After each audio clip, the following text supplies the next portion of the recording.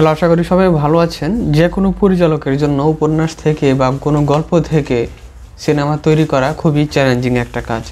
সুমন মুখোপাধ্যায়ের পুতুল নাচের ইতিকথা সিনেমার ট্রেলার মুক্তি পেল। এটাও তার জন্য একটা চ্যালেঞ্জিং কাজ।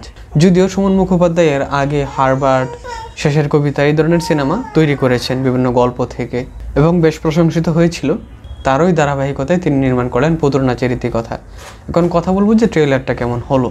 ট্রেলারটা মোটামুটি বেশ ভালোই লেগেছে। এখানে আমরা মূলত আবির চ্যাটার্জিকে শশী ডাক্তার এবং জয়া হাসানকে কুসুম চরিত্রে আমরা দেখতে পাচ্ছি। এবং পুতুল নাচের ইতিকথা উপন্যাসের মধ্যে অন্যতম দুইটা গুরুত্বপূর্ণ চরিত্র ছিল মতি এবং কুমুদ।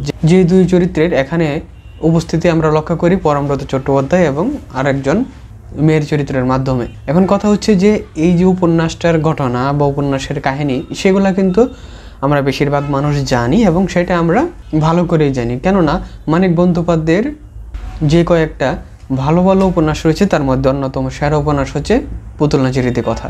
এখন সুমন মুখোপাধ্যায় যেহেতু এর আগে বেশ কয়েকটি ভালো ভালো সিনেমা তৈরি করেছেন, তাই আশা করছি এটা ভালো হবে। তবে ট্রেলারের মধ্যে আমরা শশী ডাক্তার এবং কুসুম চরিত্রে আবির চ্যাটার্জি এবং জয়া হাসানের যে কেমিস্ট্রিটা, সেটাই মূলত বেশি করে দেখতে এবং সেটাই মনে হয় যে এই ট্রেলারের মধ্যে বেশি ফোকাস করা হয়েছে এবং আমরা বুঝতে পারছি। কিন্তু পরমব্রত চট্টোপাধ্যায়ের যে ক্যারেক্টারটা, সেটা কিন্তু তেমন একটা বোঝা যাচ্ছে না। কিন্তু উপন্যাসের মধ্যে কিন্তু মতি এবং কুমুদের ক্যারেক্টারটা খুবই গুরুত্বপূর্ণ এবং এতটাই উচ্ছ্বসিত ক্যারেক্টার যে এটা নিয়ে আলাদা করে সিনেমায় তৈরি করা যাবে এরকম।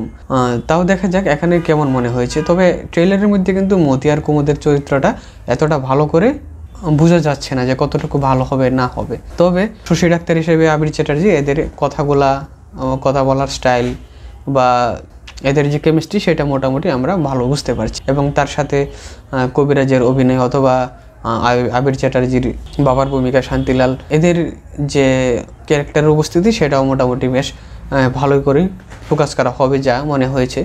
তবে সব মিলিয়ে বলবো যে ট্রেলারটা বেশ ভালোই হয়েছে। তবে সিনেমাতে কতটুকু তারা আমাদেরকে উপন্যাসের মতন ফিল কাজ করাতে পারে বা আমরা কতটুকু রিলেট করতে পারি উপন্যাস অনুযায়ী, সেটা একটা গুরুত্বপূর্ণ বিষয় হয়ে দাঁড়াবে।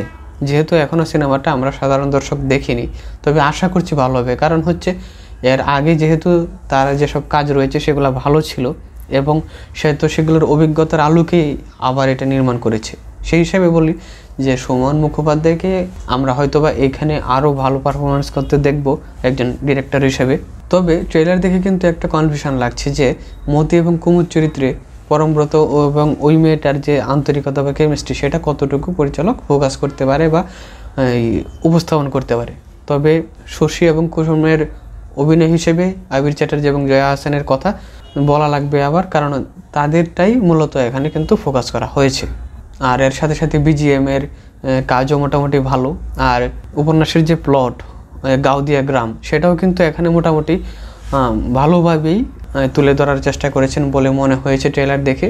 তাও দেখা যাক, সিনেমা আসার পর বোঝা যাবে যে আসলে আমরা সাধারণ দর্শক হিসেবে আমরা সিনেমাতে উপন্যাসের ফিল কত টাকা পাই এবং কতটা রিলেট করতে পারি উপন্যাসের সাথে এই সিনেমা দেখার সময় আমাদের কি ওই রকম উপন্যাসের গল্পের মতন সুন্দর করে আমাদের মাথায় গল্পগুলো গেঁথে যায় কি না। তাও দেখা যাক কেমন হয় সিনেমাটা।